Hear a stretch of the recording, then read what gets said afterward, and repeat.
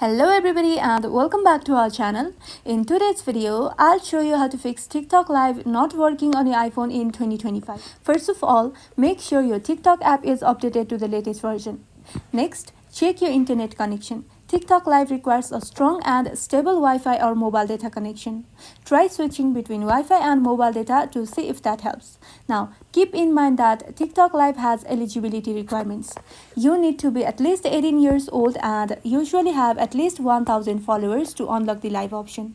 If you don't meet these requirements, the live button won't appear. Now, if you do meet the requirements but still don't see the live option, go to your phone settings. Then tap on General followed by iPhone storage. Now find TikTok and tap on it.